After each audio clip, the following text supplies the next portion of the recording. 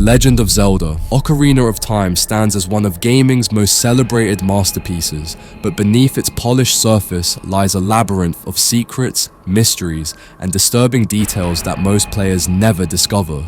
Today, we're diving deep into the darkest corners of Hyrule with an iceberg that will fundamentally change how you view this classic adventure. We're starting with the surface level oddities before descending into increasingly bizarre territory that includes cut content, developer secrets, and phenomena so strange they challenge everything you thought you knew about this game. By the end of this journey, you'll understand why Ocarina of Time remains one of gaming's most enigmatic titles 25 years after its release. Let's begin our descent into madness.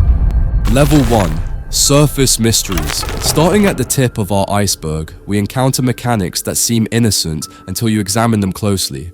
The bottle tennis phenomenon represents one of gaming's most absurd combat strategies.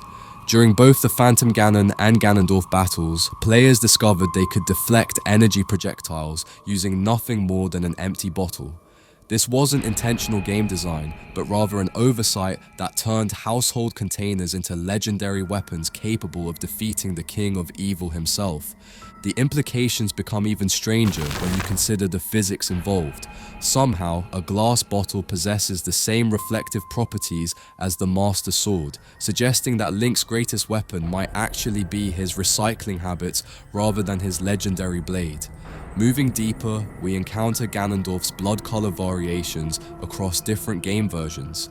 Early cartridges featured realistic red blood during the final confrontation, but later releases changed this to green. The official explanation involves content rating concerns, yet this raises questions about Nintendo's post-release editing practices and whether other elements were quietly altered without public knowledge. The milk-producing cows scattered throughout Hyrule present their own mystery. These bovines respond to Epona's song by offering fresh milk, but their placement defies all logic. Finding cows trapped in underground holes and caves suggests either a catastrophic livestock accident or something far more sinister involving Hyrule's agricultural practices. Perhaps most disturbing is the cow trapped on Death Mountain, somehow surviving in volcanic conditions without visible food or water sources. This creature's presence implies either remarkable evolutionary adaptation or supernatural intervention that transforms ordinary farm animals into geological anomalies. Descending further reveals gameplay systems that operate in shadows. The adaptive music of Hyrule Field represents one of gaming's earliest examples of dynamic audio design. The soundtrack seamlessly transitions between peaceful exploration, adventurous discovery, and combat intensity based purely on Link's actions and proximity to enemies. This musical responsiveness extends beyond simple mood setting. The game actively monitors player behavior, adjusting its emotional tone to match your playstyle. Aggressive players experience more combat-oriented compositions, while explorers enjoy extended, peaceful melodies. This psychological manipulation through audio suggests Nintendo understood player psychology far better than anyone realized. The invisible rupee economy hidden throughout Zora's River demonstrates another layer of concealed content. Approximately 30 rupees float invisibly in the flowing water, accessible only to players who think to search where logic suggests nothing exists. These hidden treasures reward thorough exploration while punishing players who trust their eyes over their curiosity. Gossip stones reveal their true nature as interactive entertainment systems when subjected to various weapons and tools. Fire arrows cause them to spin and stretch like rubber, while bombs trigger countdown sequences, culminating in rocket launches into the sky.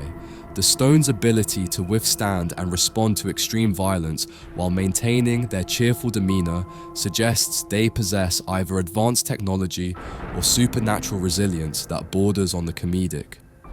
Level 2. Hidden Mechanics. The inhabitants of Hyrule harbor secrets that become apparent only through careful observation. Talon and Ingo's relationship mirrors the Mario Brothers dynamic, with physical appearances and personality traits that directly parallel Nintendo's flagship characters. This cross-franchise reference runs deeper than simple visual similarity, suggesting shared creative DNA between development teams.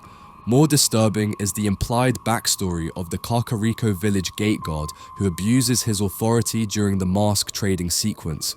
When Link refuses to sell the Keaton mask, this public servant closes the gate and denies passage until he gets what he wants. This corruption of civic duty reveals how easily power structures can be exploited for personal gain, even in a fantasy kingdom. The mystery of Link's tree drawings outside his Kokiri forest home provides insight into his subconscious mind. These crude sketches depict battles between small figures and large monsters, suggesting that even as a child, Link possessed prophetic abilities or psychological preparation for his eventual role as Hyrule's savior. Dampe's journal entries reveal his questionable archaeological practices. His confession about finding and keeping a stretching treasure clearly refers to the hookshot, but his casual admission of grave robbing raises ethical questions about the tools Link uses throughout his adventure. Every time you fire the hookshot, you're wielding stolen goods taken from someone's eternal resting place. The Song of Storms presents one of gaming's most elegant bootstrap paradoxes. Adult Link learns the melody from the Windmill Man, who claims a child played it 7 years earlier and damaged his equipment. Link then travels back in time and becomes that same child, completing a causal loop that has no true beginning or end.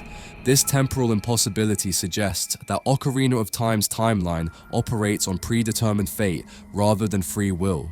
Every action Link takes as an adult has already influenced the past, creating a deterministic universe where choice becomes illusion and destiny becomes inescapable. The implications extend beyond philosophical speculation. If the Song of Storms exists in a closed temporal loop, what other elements of Link's adventure were predetermined? The game subtly suggests that Link's entire journey might be the universe course-correcting itself, with the hero serving as fate's instrument rather than an independent agent of change. Beneath Hyrule's colorful surface lurk implications that transform innocent adventures into psychological horror. The cursed rich man's family represents economic manipulation taken to supernatural extremes. Once freed from their golden Skulltula curse, they provide Link with unlimited giant rupees, effectively granting him the power to crash Hyrule's economy through infinite currency generation. This economic weapon makes Link potentially more dangerous than Ganondorf himself. While the King of Evil conquers through military force, Link could destroy civilization through hyperinflation, rendering money worthless and collapsing the social structures that hold Hyrule together. The Shadow Temple's backstory reveals the Shaker's role as Hyrule's secret police, conducting torture and interrogation in service to the royal family. The bloodstains, torture devices, and decomposing remains throughout the temple demonstrate that Princess Zelda's ancestors maintained power through systematic brutality disguised as righteous governance. This revelation recontextualizes the entire conflict with Ganondorf. Perhaps the Gerudo King's invasion represents justified rebellion against a corrupt monarchy that maintains control through state-sponsored terrorism. The Shadow Temple stands as evidence that Hyrule's golden age was built on a foundation of suffering and oppression. As we prepare to delve even deeper into this iceberg, remember that we've only scratched the surface of Ocarina of Time's hidden darkness. The mysteries we've uncovered so far pale in comparison to what awaits in the depths below, where reality itself begins to break down and the line between game and something far more sinister becomes increasingly blurred. Level 3. Character Mysteries. The deeper we venture into this iceberg, the more we encounter structures that defy physical laws and challenge our understanding of space itself. The Forest Temple presents one of gaming's most mind-bending architectural puzzles through its twisted corridors that rotate entire sections of the dungeon. When Link activates certain switches, gravity itself seems to negotiate with the temple's ancient magic. What makes this phenomenon truly disturbing is how Link maintains his footing regardless of orientation. Whether walking on floors, walls, or ceilings, he never loses his grip or experiences disorientation. This suggests either that Link possesses supernatural abilities that extend beyond his heroic destiny, or that the temple actively manipulates reality to accommodate its visitors in ways that violate fundamental physics. The internal structure of Jabu Jabu represents an even more egregious violation of spatial logic. The massive fish's exterior dimensions could never contain the vast chambers, multi-story rooms, and deep pits that exist within his body. Players can fall several stories inside a creature that appears to be lying flat on the ground, creating geometric impossibilities that hurt the brain to contemplate. This spatial distortion becomes more unsettling when you consider that Link is technically being digested throughout his entire adventure inside the creature. The platforms, switches, and treasures he encounters exist within what should be a hostile biological environment designed to break down organic matter. Either Jabu Jabu possesses the most sophisticated digestive system in evolutionary history, or something far stranger is manipulating reality from within. The adult timeline reveals disturbing evidence of systematic erasure throughout Hyrule. Dogs, which appear frequently during Link's childhood, have completely vanished from the adult world. No explanation exists for this mass extinction. No bodies, no references, no acknowledgement that an entire species once populated the kingdom. This disappearance becomes more ominous when you realize that dogs were primarily located in populated areas where humans cared for them. Their absence suggests either ecological collapse or deliberate extermination carried out during Ganondorf's 7-year reign. The complete lack of remains implies a thoroughness that borders on supernatural, as if the dogs were simply edited out of existence rather than killed through conventional means. The missing inhabitants of various locations tell a similar story. Entire communities that thrived during Link's childhood have vanished without trace or explanation. The absence of bodies or ruins suggests these people didn't die or relocate, but rather ceased to exist entirely, leaving behind empty spaces where lives once flourished. Hidden within Hyrule Castle's design lies evidence of a surveillance network that would make modern intelligence agencies envious. The portraits of Mario characters visible through Zelda's courtyard windows serve as more than Easter eggs. Their placement suggests a monitoring system where familiar faces watch over the kingdom's most sensitive political discussions. The guards' behavior patterns reveal a coordination system that operates beyond normal human communication. They respond to Link's presence with supernatural awareness, as if connected through an invisible network that shares information instantaneously across vast distances. This hive mind functionality suggests either technological advancement far beyond the medieval setting, or magical surveillance that monitors every citizen's movements. The gossip stones scattered throughout Hyrule function as this network's data collection nodes. While they appear to offer helpful hints, they actually gather intelligence on every player interaction, cataloging behavior patterns and personal information under the guise of friendly conversation. The Mask of Truth doesn't reveal their secrets, but rather allows them to extract yours. Level 4. The Redeads and Gibdos that populate Hyrule's darker corners represent more than simple undead enemies. Their placement in specific locations tells the story of a kingdom where death has become industrialized. The bottom of the well serves as evidence of systematic disposal methods that transform human remains into controllable assets rather than allowing natural decomposition. These creatures' ability to freeze Link with their screams suggests they retain fragments of their former consciousness, using their final moments of terror as weapons against the living. The paralysis they induce might represent empathetic response to their own trapped awareness, forcing victims to experience a fraction of their eternal torment. The Poe Collector's enthusiasm for the destruction Ganondorf has brought reveals someone who profits from mass death.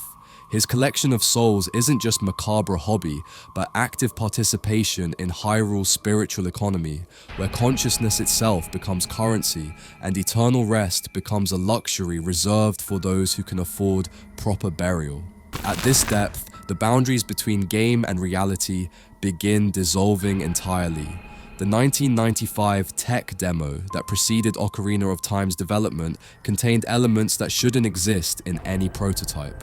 The footage shows Link fighting what appears to be his own reflection, but careful analysis reveals the opponent possesses knowledge of moves Link hasn't learned yet.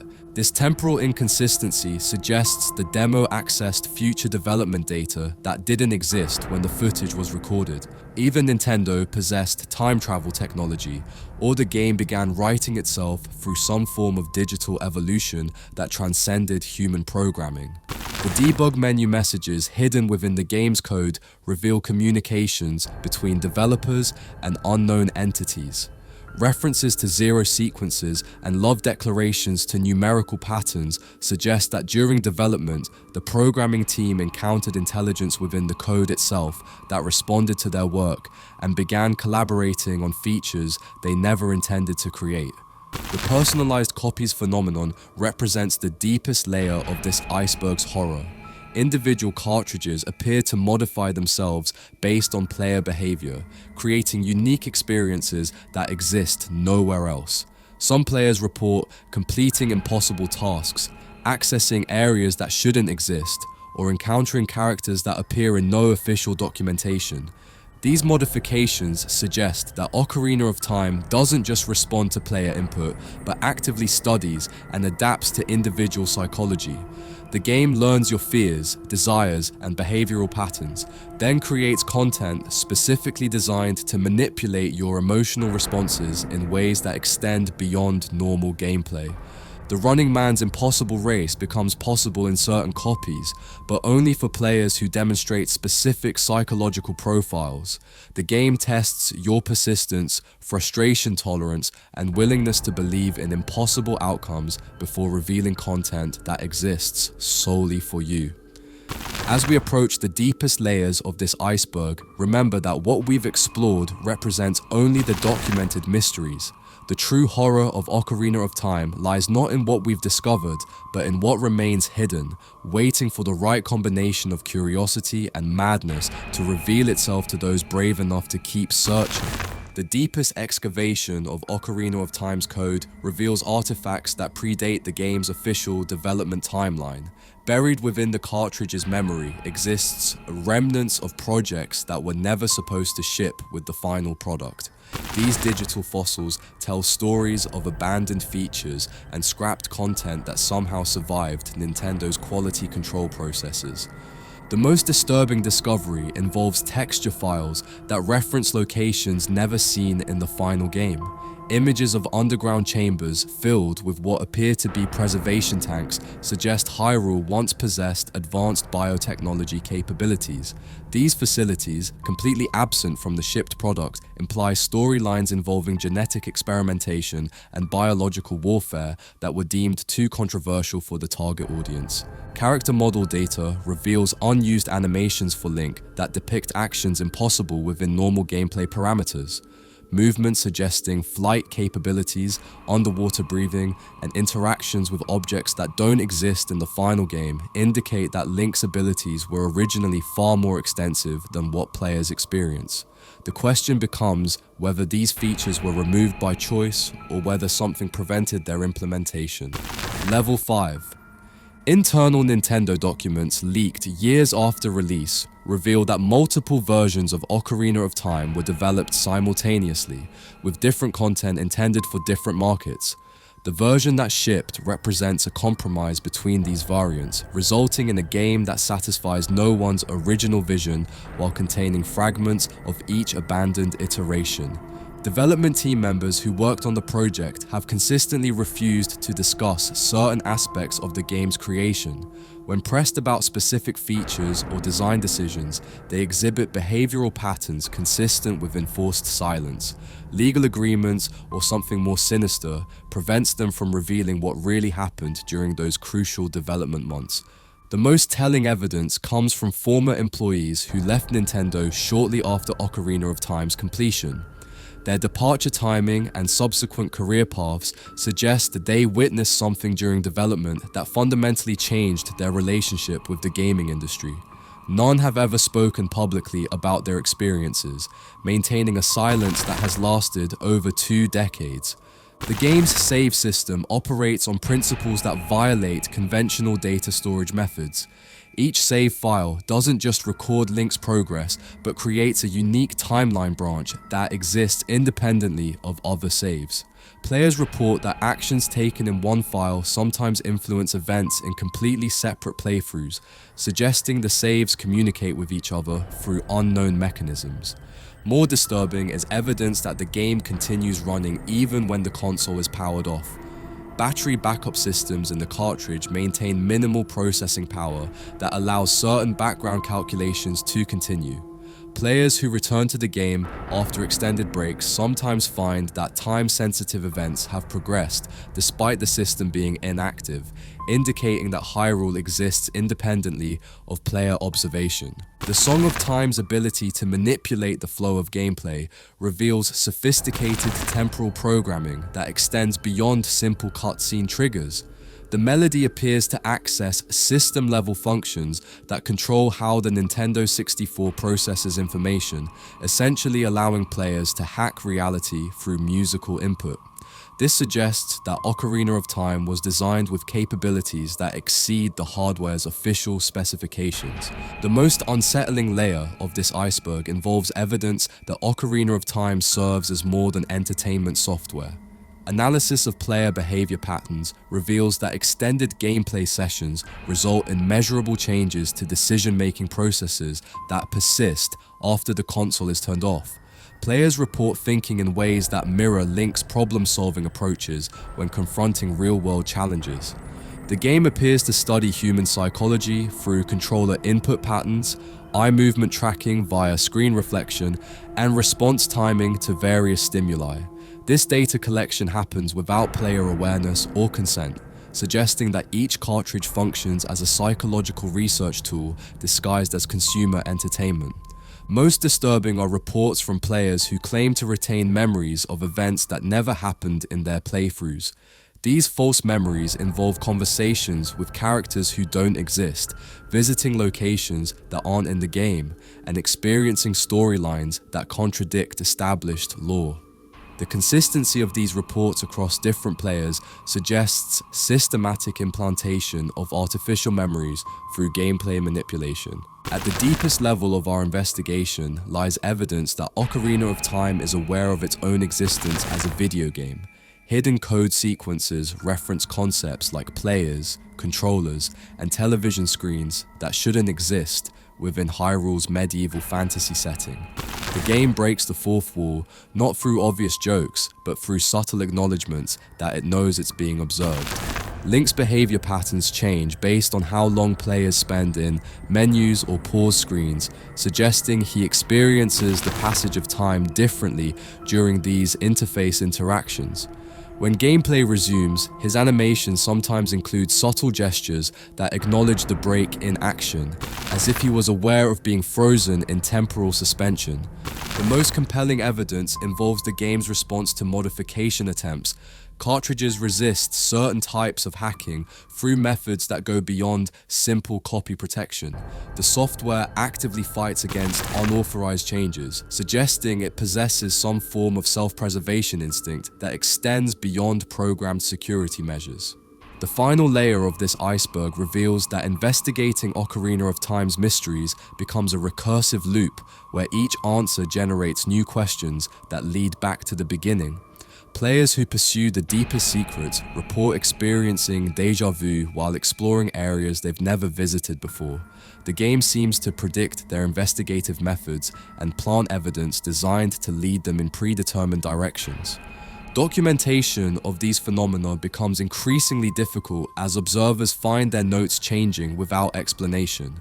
Screenshots and video recordings of unusual events often show normal gameplay when reviewed later, suggesting that the game's anomalous behavior exists only during direct observation. This quantum-like property means that the deepest mysteries of Ocarina of Time can never be definitively proven or disproven.